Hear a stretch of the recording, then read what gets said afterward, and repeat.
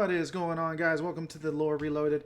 I am your wondrous host, James, your lore master of the day for the channel, Lore Reloaded. I know a lot of you people keep talking about how I need to brush my hair. I actually need to get it cut, so I'm going to get that taken care of very shortly. But if you're watching this video on demand, you know exactly how this is about to work. I'm going to tell you about a couple of things you definitively need to go and check out, which includes, but is not limited to, twitter.com/Lore Reloaded. Should anything happen to this channel, should anything be going on, that is where I will be. That is where you will be able to find me. Also, I'm going to get back into the fold, playing games, doing twitch.tv/Lore Reloaded, and there I'll be playing Star Trek Online, be doing some fleet events, and shout out to Basher77 for becoming a lore master. And I will also be doing some lore breakdowns there, and I think it'll be a lot of fun. So with that out of the way, let's just say hello to a couple of people. Of course, we got Darth Revan in the house. Darth Revan, how you doing? We got Code Red. We got 100% American Buffalo talking about how there is a Code Red and to have sickbay on standby. Obviously, Ty Coles. It's always a party when Ty Coles is here, of course. Joshua Lewandowski. Hello. Well, hello.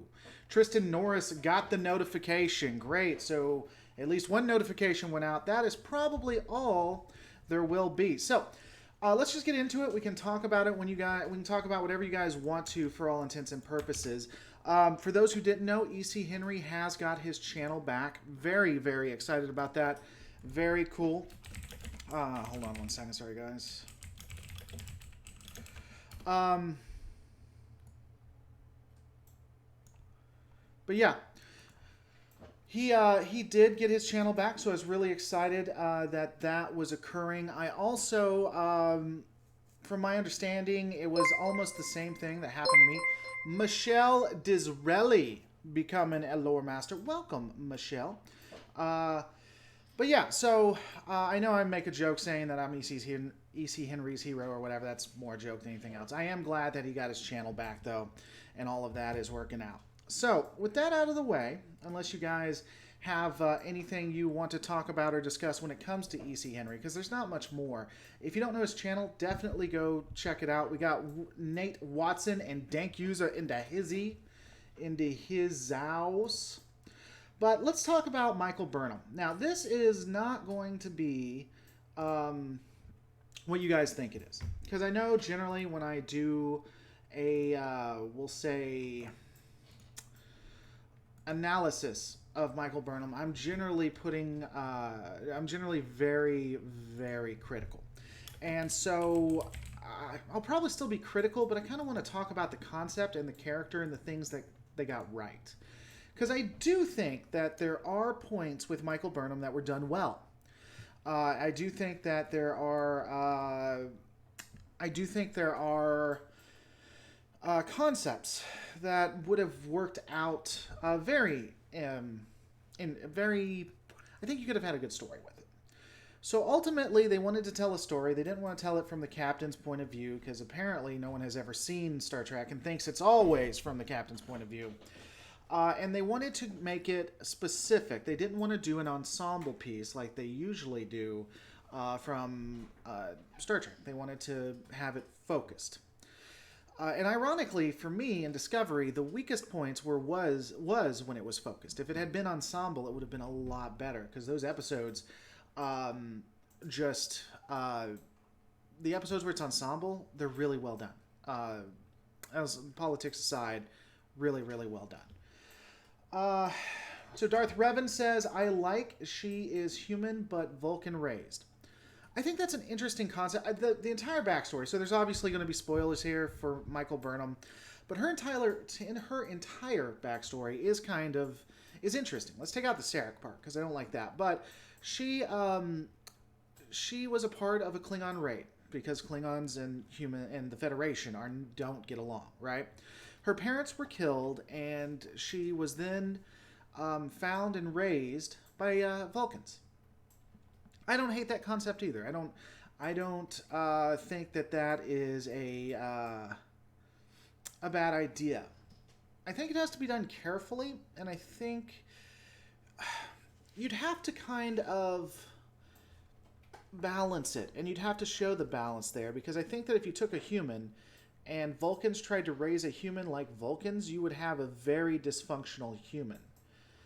I don't think that humans necessarily are meant to be raised like Vulcans.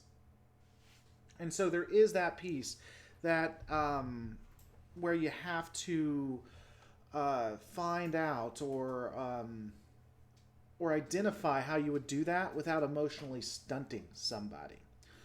I also think that, to be fair, you would need to have an actor or actress that really, really knows what a Vulcan truly is about.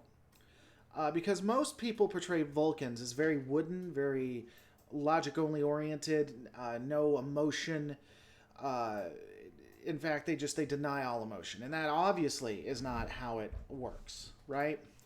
And so I think you would have to work through that. And again, it'd have to be done very carefully. But you have this character. She was raised by the Vulcans. She then decides to serve in Starfleet, which is intriguing to me too. Vulcans generally don't serve in Starfleet. It's almost looked down upon when you look at the lore of the Vulcans themselves. So I think there should have been more of a contention there. There should have been more of a fight with whoever the Vulcan father would be. I don't like that it was Sarek. I think they should have done some random person. But I do believe that there should have been more to it with that. But again, the human decides to go into Starfleet. That's not a horrible idea. Taking a look at what you guys have to say. Gamepad 31. No, I'm sorry. Ty Coles. The episodes that did not focus on Michael Burnham were the best ones. I would say the ones with ensemble cast. They had her in it, but were more ensemble. I agree. They were really good. Most of them were really good. Michael Burnham being a human Vulcan raised was a cool idea. Worf was a Klingon raised by humans. So it was that little idea, but yeah, lazy writing is Discovery in a nutshell. I would agree with that. Nate Watson, to be fair, in previous Star Trek series, Focus was good. Enterprise 3 and 4 are better than Enterprise 1 and 2. DS9 after Season 1 is better than Season 1. They were just trying to replicate what didn't suck.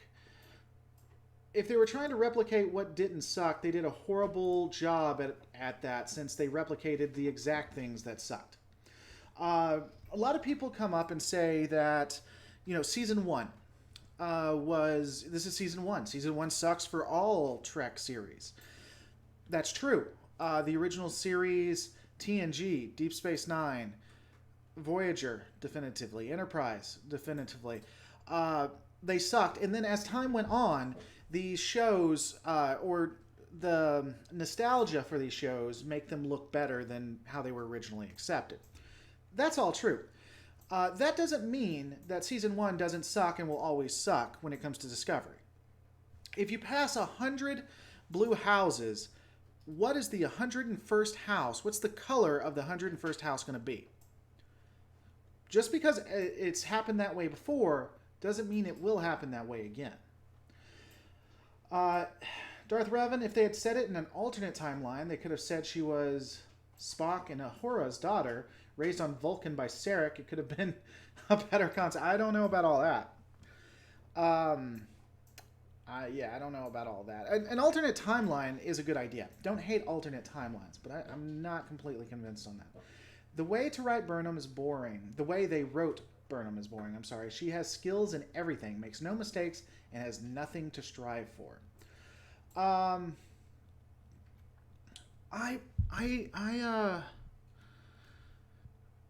I agree, at least initially.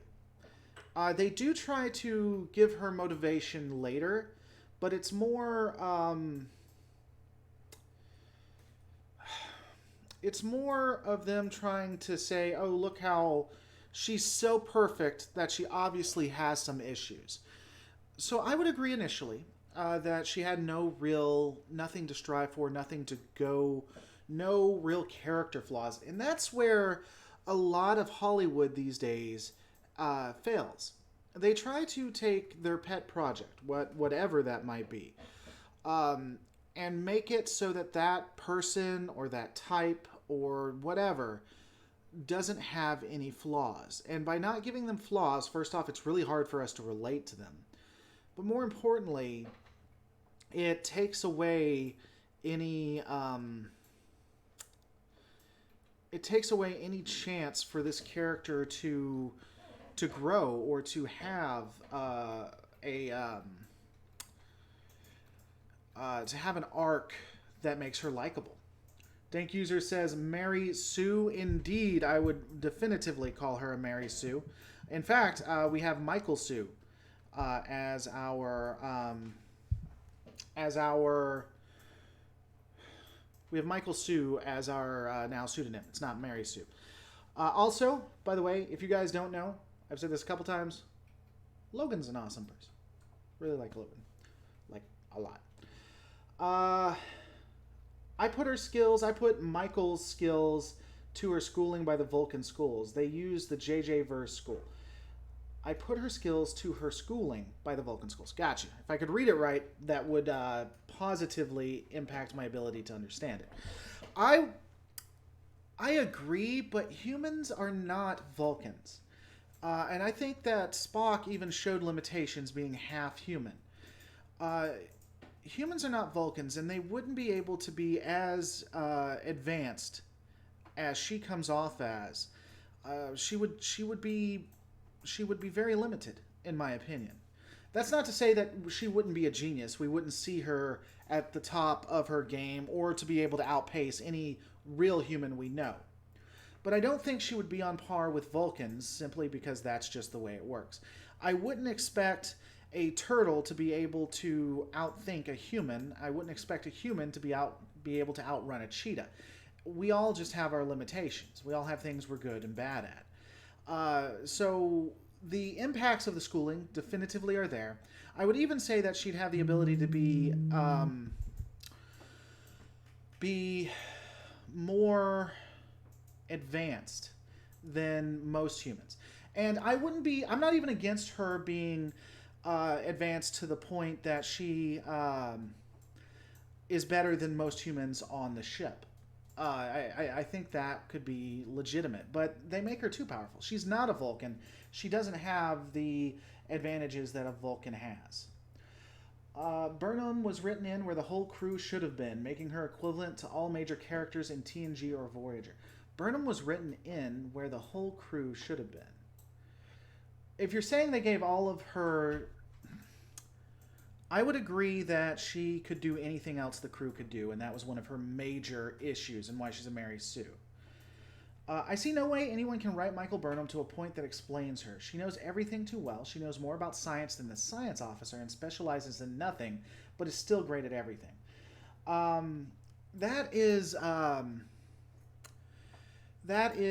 very true. That's her problem. You see, here's what frustrates me. A lot of people get upset about this. A lot of people think that I make too much of it, and they try to say that I'm anti-female and that I hate women, and I can assure you that is anything from the truth. My problem is that I don't like Michael Burnham because she was written to be able to do anything anybody on that ship could do. And when you juxtapose that against other series, it's so incredibly obvious how stupid that is. I am releasing a video today that is a direct reply to the anti-trekker. I show several different clips from different series, and it shows how different characters, even minor characters, know more than the main characters. I'm going to be showing a clip from The Wounded, where Chief Miles O'Brien, not Chief, he wasn't Chief at that time, he was just some transporter dude. He was such a minor character. Random dude, Miles O'Brien, knows more about transporter technology and bypassing shields than Captain Jean-Luc Picard. That's like it should be. Someone who specializes in transporter technology and specializes in making sure someone gets to where they should be should know more than the captain. And that's exactly what we see. But in Discovery with Michael Burnham, she would be able to tell you exactly how the transporter works and how to bypass a Nebula-class starship, even though a Nebula-class starship won't be made for 200 years. That's how awesome she is. And that's her huge problem. At Lore Reloaded, I think the best portrayal of a Vulcan was T'Pol and her mom in Enterprise 4. Emotions are present but heavily imperfectly controlled. Your emotions have always been closer to the surface. I agree, Nate. I think Spock, who was the proto-Vulcan, does a good job of it as well. Tuvok does a great job of it late Voyager. I think he starts coming into his own late season 1, but late Voyager for sure. And you know someone... And let me say this. To give credit where credit's due, I like Sarek in Discovery quite a bit. He does quite a few things from a Vulcan perspective. Now, I'm not going to compare him to the original Sarek. But he does quite a few things from a Vulcan perspective that come off very Vulcan to me. The best... I would say it was the most Vulcan moment I've ever seen, and that includes Spock and everything, was with Sarek in Discovery, where he's talking to Michael, and Michael's upset because, again, these are going to be spoilers. Michael's upset because she fell in love with Trader, and he says, you know, there's no shame in having attachment or falling or being in love with somebody. It's not illogical to find attachment and commitment. Benz Webner becoming a lore master. Welcome. He says there's no shame in it. But he's still doing it. He's still talking about logic. He just says you just need to learn from this experience. You need to not let your emotions overcome you. That, to me, is extremely Vulcan. Vulcans don't hate emotion. They reject it because of what it could turn them into. And their emotions are so powerful that even after doing all of this advanced work, after doing an entire ritual that purges emotion completely, they still have issues with it. And that's an interesting dynamic. And look what happened to the Romulans, who are effectively cousins to the Vulcans, and what happens when they let their emotions go. I'd like to see her struggle with her Vulcan heritage, like Worf with him and how he had human parents. Might give the character some depth. So you said death, but I assume depth, and make her the underdog. Yeah, I mean, you could pull a kind of Spock type deal. I think that a lot of people get upset about that, and I don't know how that would have went off, but it could be interesting to see Spock, but reversed. So Spock embraced his humanity, his Vulcan, and he was more considered Vulcan than not. And so then you just do the flip side with Michael, who is now more human than not. Like, she's completely human. And to see that dichotomy. Now, I could see people... I don't think Anti-Trek would be a huge fan of that. He might be, but I don't think he would like that. But it could be interesting. It could be interesting. Let's see. Ty Cole says, it just shows that women in Trek have been written strong, but does not make everyone else look like they don't belong. I assume, Ty, you're responding to something different or intriguing. I think maybe you brought up Kira. So Kira Nerys is a good example of a great female character, strong female character, who is written very, very well. And basically, she doesn't take any crap. She does her own. She compliments Benjamin Sisko. At first, they're enemies, and then she compliments him. And ultimately, she is one of the key figures to assist in winning the Dominion War. If not for her, the Federation would have lost. And she's put into adversity. And she even sees... What's interesting is her arc is very, very intriguing. She was a terrorist. She killed people for a living. And she killed Bajorans and Cardassians alike. If you were a collaborator, that's unfortunate. You were gone. And then she became the man. She became the government. And so she had to deal with these people who couldn't let go of what being a terrorist was. And she had to see that, yes, the Cardassians were bad, but that doesn't mean that every power that wants to help is going to be the Cardassians. So it's not that you can't write these characters. You can write them very well. Janeway. Janeway has a ton of issues, but I don't think it's because she's female, and I don't think that most of it isn't the issues of her being female. And when the writing gets good, when she does a lot of very dynamic and cool things, the fact that she's female just adds to it, in my opinion. And it's just a shame. I wish we'd had more Kira Nerys in both Janeway and Michael Burnham. I think Janeway is leagues above how Michael Burnham is written. Not because of the actress or anything, but just because of the way she's written. I would hate to be a Vulcan. I would never want to be completely emotion suppressed. Well, Admiral Balefire, we were talking about that. Vulcans don't completely suppress their emotions. And if you look at consistency for how Vulcans act, that shows consistent. You have anger, you have emotions. It's just they try to and fail, and sometimes they even embrace it. And it's really interesting. But that said, I think that if there was a human they attempted to make into a Vulcan, it would damage the person irreparably. No, irreparably. I hate the fact that I can't say English words. It really annoys me. Dad, can you speak today? I can't even speak today, girlfriend. Can't even speak. I've had that for the couple of days, and I have not been able to speak. Hey, I get it. Yeah. Nate Watson. Kate Mulgrew openly says that Janeway may... saying, that. Okay. I love you, baby. Love you too. Kate Mulgrew openly says that Janeway may have been bipolar. I treat that theory as canon. The thing I like about Kate Mulgrew is awesome. But one of the things I like is she admits that Janeway has issues. I would love to go to a convention with her. And I hope someday that I can. And I would love to ask her, while she's on a panel, I would love to ask her about my theory about Janeway being a tragic hero. And how she ultimately falls, the fall of Janeway. I would love her thoughts on that. I'd love to know what she thought about that theory, even if she disagreed with it. I think it'd be really cool. Do I think that a Romulan artificial quantum singular? Wow. Captain Redneck, who was already subscribed to me, unsubscribed so he could see his name in flashing lights. Welcome to becoming a lore master again. I'm sorry, I got someone on my mind that said they're going to mess with me, and I'm just waiting for that to happen.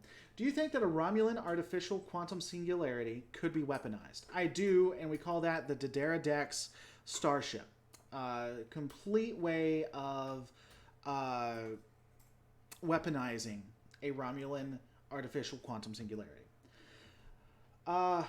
I like the Romulan approach. They display great emotion in private or with other Romulans, but put a poker face when dealing with other species. Yeah, and I think that the Romulans don't act exactly how a Vulcan would if Vulcans didn't have emotions. I think they learned how to deal with it. I do think that the Romulans are what the Vulcans would have become if the Vulcans did not embrace logic, which, it's obvious. But I think that they went their own path, and it's very interesting, very intriguing. And as you say, they're guided by their passions, their emotions. They are very methodical. And you really can see in Romulans the logical basis for that. I was very lucky to meet Riker, Data, and Worf at a convention. I actually met Riker, too. Never met Data, but I did indeed meet Riker. And I would love to meet them all, honestly. But it would, yeah. Honestly, I'd love to talk to almost everybody. With the exception of one person, I would love to meet all of the TNG staff, cast, as well as all the DS9 cast, the Voyager cast. That'd be a lot of fun. Yeah. Michael Burnham is someone's hero, asked Captain Redneck. In fact, Michael Burnham is someone's hero. But unfortunately, sometimes Michael Burnham can come off as a coward, like some people who say they would do stuff and then actually don't do it because, you know, they're just scared. You know, they're all talk, but they don't actually do the things they say. But beyond that, Michael Burnham is quite a few people's heroes, but I really think that it's more a social justice warrior mentality. I think they're her hero just because she's supposed to be. You know, Michael Burnham is so awesome because it's girl power and all that. They don't actually look at the character. You know, I'm not going to get too political, but because I went one way, let's go the other. It's similar to how a lot of people, in my opinion, like Trump, but they like Trump because Trump is anti-liberal, anti-progressive, anti-SJW. They don't like Trump for Trump. They don't look at his policies. He just really upsets the toxic left, and people just want to upset the toxic left. So just like people like Michael Burnham, because she's supposedly the pinnacle of feminism, I don't think they really look at the character, in my opinion. What are you guys saying? We already talked about that. Janeway was a great captain for 3 to 4 seasons. Then something happened to her. Cryptic becoming a lore master. You know, so I don't have. You may have not heard this, and I apologize for anyone who hasn't, who's heard this and going over it. Andrew Gilbertson. I actually have a theory about Janeway, and this is my. I think she's a tragic villain, and or a tragic hero. I'm sorry. And I sincerely, this is my headcanon for it. I never put it in a alpha canon video, even though I think there is some justification for it. But here's the way I look at it. Janeway was a good officer. She was smart, intelligent. She was the top of her class. And I fully believe that. She was put in charge of Voyager. That's a questionable decision, but it's not. It's one that might raise an eyebrow, but it can be understandable. Given that this was during the TNG pacifism, she was sent on a combat situation, being basically a new captain with a ship that was underprepared. Okay? In any other series or any other universe, that would be a plot hole, in my opinion. And it is a plot hole in that DS9 had the Defiant, which could do the exact same thing that Voyager could have, so there's no reason for Voyager to go there, but whatever. But, all right. Starfleet did this. I could see Starfleet doing that because they are naive and stupid. So she gets sent to the Delta Quadrant, and she holds to the Federation ideals, and she destroys it versus going home, because that's what you do if you're a Starfleet captain, an evolved human. After that point, every season, she has to deal with that consequence. People die. They die horrifically. They die slowly. And there's nothing she can do. Every day, they're about to starve. They're running out of fuel, and because of her, not everyone's going to make it home. And so, as the seasons continue to go and go, it continues to hit her hard and weigh on her until, even though she gets everyone home, she can't stand the losses that happen. So she is willing to rewrite all of history and wipe out entire children so that she can save at best a dozen people. And even if you don't look at and genocide an entire species. And remember, in game, she arguably genocided the Borg. If you remember, several seasons before that, she didn't want to do that. The Queen even used that. The Queen even used that against her. The Queen even said, you know, even though these are Borg, they're still people. And you could see in that episode... Oh, what is on your face? Is that a disguise? Excuse me. You could see in that episode that she didn't want to kill the Borg, but by the end of the season, she didn't care. Let's kill every Borg that ever existed. Let's just wipe history of children. Let's get rid of people's entire futures. They may not have. There were relationships, marriages, commitments that were made that may not ever happen because of that. Let me ask you this: How appreciative would you have been of your captain if you met the love of your life? If you met not even the love of your life, if you just met someone you're really into, if you just met someone you could see a long-lasting relationship with, and it was wiped away on the whim of somebody. Nate Watson helping out the channel. If you guys don't know, the best way to help out the channel is either through Patreon or Super Chats. It is how I feed my kids. Speaking of my kids, do you like eating? Yes. See, she likes eating. It's one of the ways to help it out. Nate, And to keep us alive. exactly. Nate Watson. Do not kill us. Well, you're not going to get killed. You'll be fine. Nate Watson. I think the Romulans started out as an ideological moderate power. Surek's followers were extremist, and Surek's followers won. This can explain why Romulans have looser but present emotional control. That is that is an interesting idea. I don't hate it. I've thought about that because the history is told by the victors, right? So you know, I don't hate that idea, Nate. Interestingly enough, though, when you look into the canon, it wasn't just the Romulans that left. They were all one group of people, but they left Vulcan, and after they left, the group started to splinter, and so there are actually a lot of I want to say subvariant, but doesn't sound right. There's a lot of offshoots of Vulcans all over the Beta and Alpha quadrant. The main power is the Romulans, and you know, to piggyback off of that, to go with that, maybe that's why the Romulans are so gung ho about wanting to reunify with Vulcan. Maybe they want to reunify because of what they lost, because they were outcasts, but they didn't want to leave their people. It's an interesting idea. Sarah Connor is a strong female character because she's written right. Same with old school Leia and Ripley. I'd agree. Tazunguri, I wouldn't know. The timeline where I met the person hasn't happened yet when the change happens. Talking about going back in time and changing the... making it so you couldn't meet. Yeah, but I'm asking you, before this happened, what would be your thoughts on it? Obviously, you wouldn't know.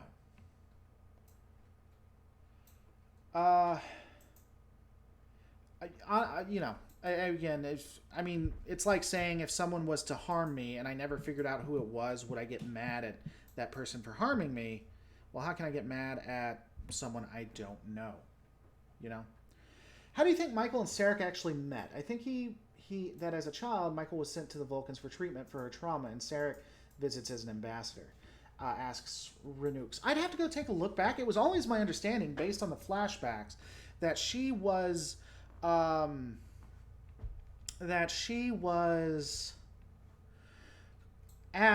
the place that was attacked, right? X-39 becoming a lore master. She was at the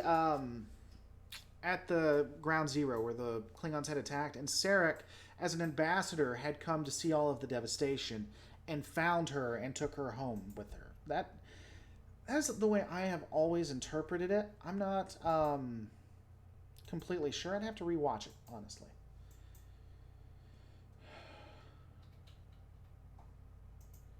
Be careful. The temporal agents might come for you. That is true. That is true. Star Trek Discovery is the anti-tracker, says Jimbo Logic. Nate Watson, most of my relationships end with somebody fleeing the country in a mental hospital, so I'd be okay with wiping some of my relationships out. Yeah, I can understand that. I can understand that. I would feel that way too. What happened to the sub count? Didn't Lore have like 60,000 subs? I did not. I have not had 60,000 subs at any point. I have 30,000 subs. I got that today, by the way. I'm thinking about what to do as a celebration. Thomas Cromwell. Thomas Cromwell, one of my favorite characters of history, in fact. I think his name's Thomas Cromwell. He manipulated King Henry. But yeah, no, I have 30,000 subscribers, not 60,000. I'd love to have 60,000 subscribers. Make that happen, Captain Redneck. Give me 60,000 subscribers. Go do it. Don't think about it. Just do it.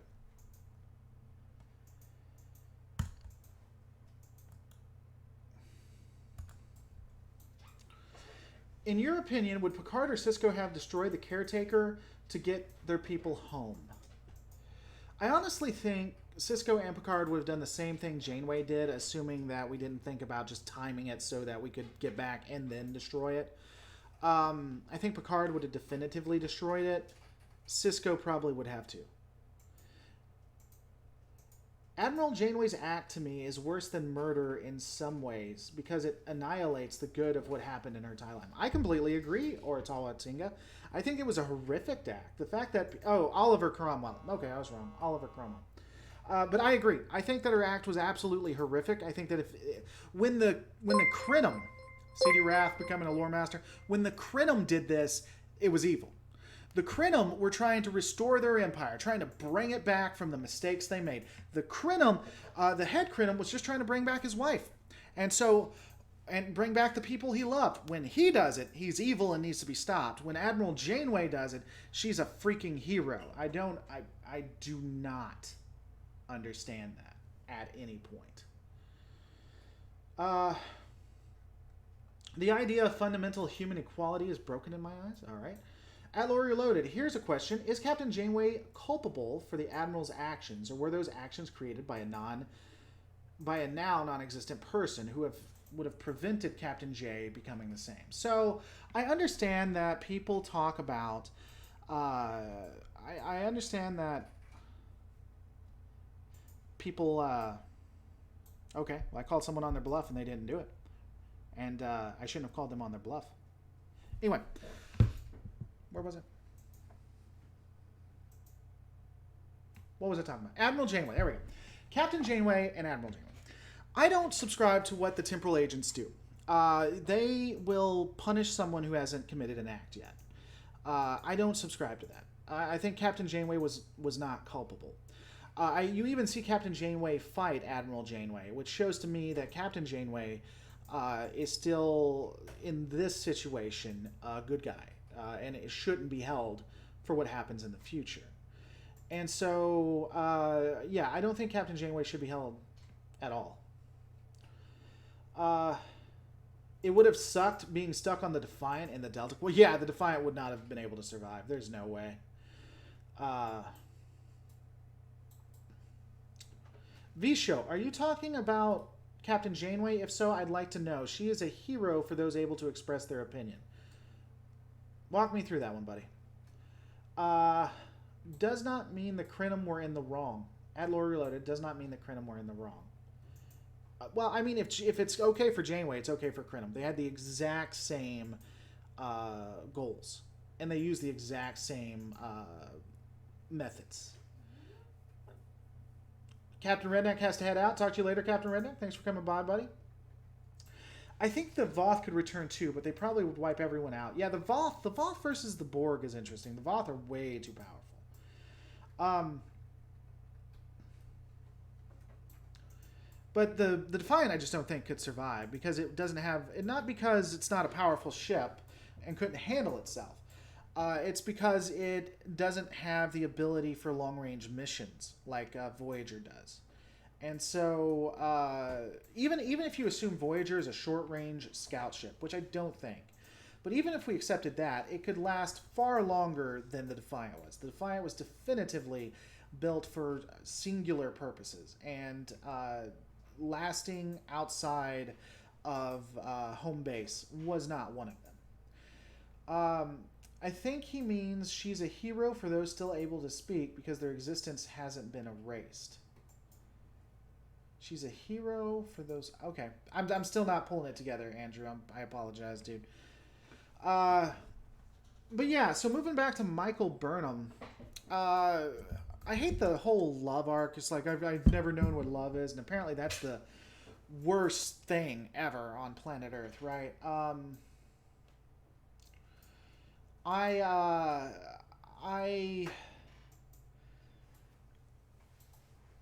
Michael's tutorship or mentorship with Tilly was done well too. I like how Tilly looked up to her and how Tilly grew because of her. I think it was done well.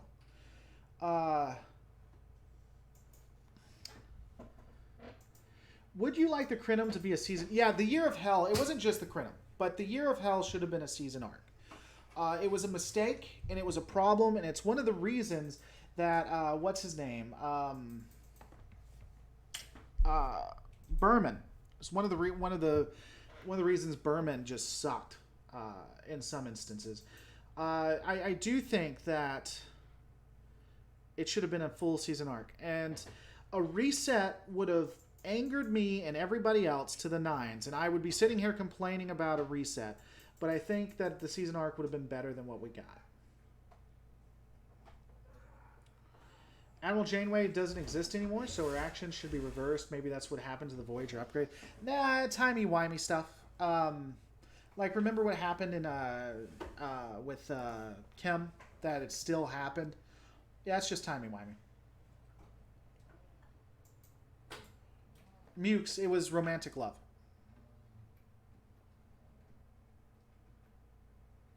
Here's an interesting thing I think they should have done. They should have done Year of Hell, and everything should have sticked. And they should have killed some people, including main cast. At the end of that, they have to fix the ship. Because the ship is basically... And you want to talk about Enterprise. Enterprise did the Xindi arc well. You got to see that ship slowly degrade and just be destroyed. I love how continuity worked during the Xindi arc of Enterprise.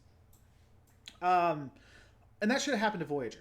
And then at the end of that arc, at the end of Year of Hell, you have them meet an alien race that is apparently benign, that offers to fix everything free of charge. And, you know, the ship is almost destroyed. So what are they going to do? They can't go forward. This seems odd, but there's nothing they can do. They're just going to have to trust. And then you start to see the nefarious things that are happening. People start changing. And you see that you see that there's something else going on here. And slowly you start walking down that path. And more you determine that they're brainwashing people. And now what's left of the crew has to fight, restore the people, and get the ship out. You don't have a reset button. And you have something to go into the next season with after Year of Hell. Sinbad Naver, hey Lore Reader, hey Lore Reloaded. Just woke up and took a shower. Just about to dress up and make myself lunch. Hope you slept well. I can say thanks to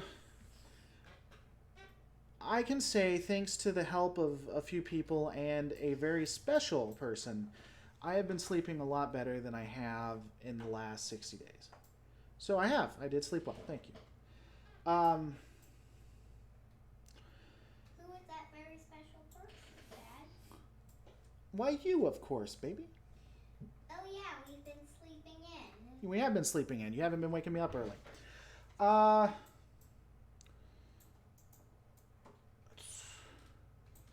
Where you guys had me? Oh, Star Trek Continues lore. I might. I've already done some Star Trek Continues lore, actually. I did a breakdown of their Mirror universe. You should go check it out. But I will probably start doing beta canon, and that would include Star Trek Continues. What's going on, Captain Jordan? I haven't talked to you in a while. While defined as 24 hours. Geek Filler. That's just not how the 90s TV worked. It's a great idea for a refresh, but it never would have happened even with the most progressive management. I disagree. I think during the 90s you saw people taking chances. It may have not been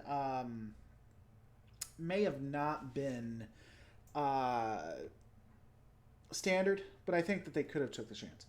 Hey babe, Johnny Doe says the very special person is him. So was he right? Wrong. Wrong. Exactly.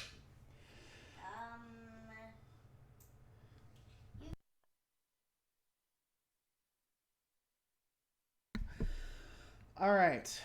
What's going on, Bob Francis? 1, 2, 3. How you doing? Good stream. Gotta go. We'll catch up. Talk to you later, Alan. Always a pleasure. So, I think Star Trek Discovery was not ending in canon universe, but in mirror with the shot of the Enterprise. Don't you think? I don't. They have specifically told us that this is all canon.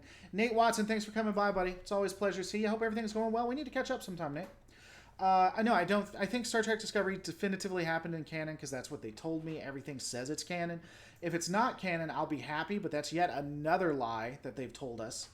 You know, I'll say this: if they decide to say it's not canon, that first off, that would be a very interesting arc. If, for instance, Discovery season 2, they start noticing, everybody on the Enterprise starts noticing some things that are off. The Enterprise doesn't look like it should. The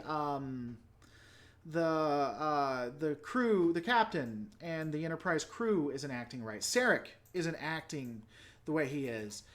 And then they realize, oh, this is the mirror universe, or not mirror universe, but this is an alternate universe, or something like that. That could be an interesting arc. And some people would get mad, but I would respect. I would respect the fact that they kind of went somewhere and they said, "Hey, this isn't what it is." Shifty, the Enterprise is 75% canon. Sure, Shifty. Let me ask you: if something is 99% the truth and 1% a lie, what is it by definition? Tazuna Gary, wasn't 90s TV shows targeted at being syndicated, and that made single episode stories with reset button better because they preferred to air out of order? Sure. Geek Filter is rolling his eyes. What's up, Geek Filter? You got something to say? Say it to my face. Come on. What's going on? What's up? I'm waiting. I don't care if there's a delay and you won't see this right now. I want you to immediately tell me why you rolling your eyes. Bring it, buddy. Bring it. Discovery canon makes all canon look like a mess. Makes Spock look like a fool, the Romulan clock thing, and that war with the Klingons. It makes the Vulcans look like idiots, too. It really does. Andrew Gilbert. People look bad. Yeah, we need to stop doing that. Andrew Gilbertson says, something that is 99% true but 1% a lie is 99% more truthful than Discovery. It's funny because it's true. I agree. I think that what they did in Discovery really messes with and makes either, at best, an eyebrow raise, at worst, it makes it really, really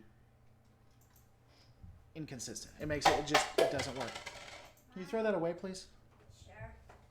I'm on middle of the game. Okay, well, after you finish your game, can you do that for me, please? Well, it's a role play game, so I can just play this one. If Star Trek Discovery Season 2 throws in an old school Magato, is all forgiven. I don't know what a Magato is. What's a Magato? Do you think the progenitors could be somehow explored in Discovery? I don't think it could. 100% American Buffalo is logging out. Talk to you later, Buffalo. Okay.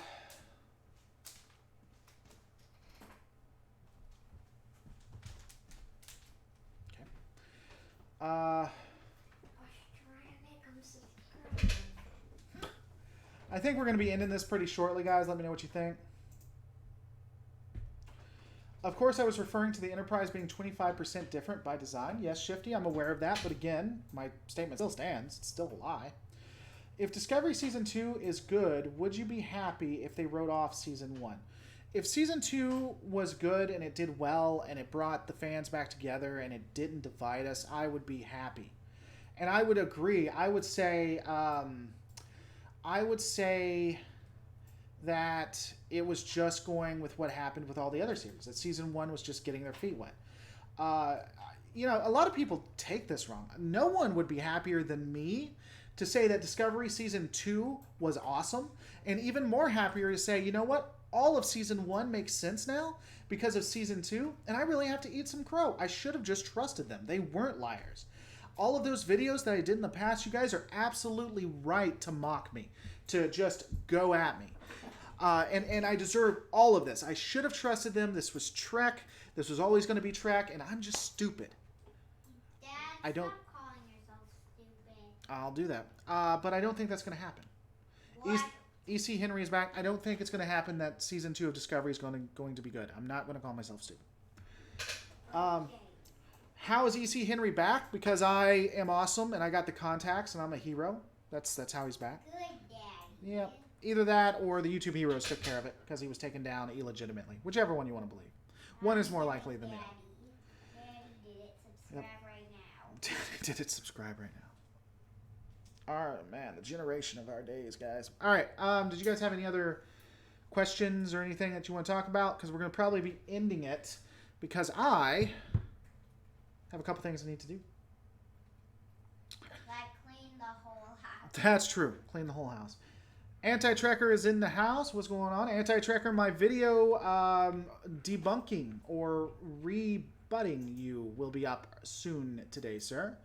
I'm sure you'll have fun attempting to tear it apart.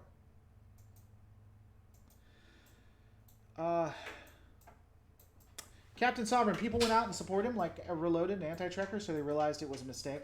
Yeah, it wasn't just us, and it wasn't just me and Anti-Trekker, though. Like before happened, Space Dock, Templin Institute, Trek Yards, all of us did. Don't judge Season 2 until after Episode 5. I haven't judged it, I'm just basing it on what I've seen.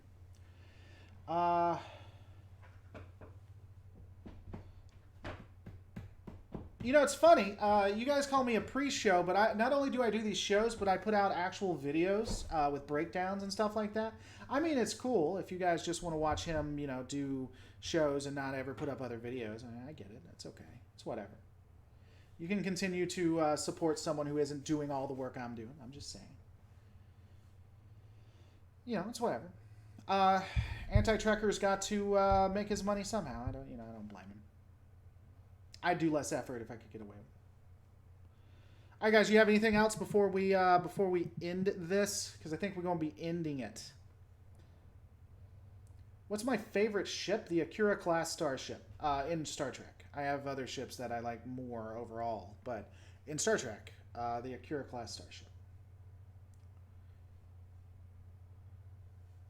Yeah. All right, guys, I think we're going to end it. Will you be doing a live show during Discovery? Yes, I will be doing a live show. So you shouldn't come to those if you get it late. And Anti-Trekker is going to be doing the shows with me. So after the show goes live, after we've watched it, we're going to come on immediately after and talk about what we think about it. Anti-Trekker is the after show. That's true. He is the after show. He'll be coming on in a couple of hours, guys. Go to his channel, Anti-Trekker, youtube.com/Anti-Trekker, or just type Anti-Trekker. And he talks about his fish a lot now, I've noticed. Plus, he's got some really cool animations that I think you guys should check out that he uses. $10 from Laura Actual. Trek Yards did a video where they explored the theory that Praxis was blown up by Section 31 using the device or one similar to it was left inside Kronos from Discovery. Your thoughts? My thoughts on that, I've seen that. I don't hate it. I was thinking of doing a response video to that one as well. The only problem I have with that. What is on your face? Is that a disguise? Excuse me. The only problem I have with that is Section 31 was... Well, Section 31's not above blowing up planets and stuff. We see in Enterprise they were very pro-Klingon because they know a destabilized Klingon empire would be very bad for the United Earth. And so I wonder if they wouldn't question the wisdom in hitting the beehive. Because even though long-term they would cripple and destroy the Klingon Empire still had a ton of resources and could go to in an all-out war that is possible for yesterday's Enterprise to occur where the Federation loses.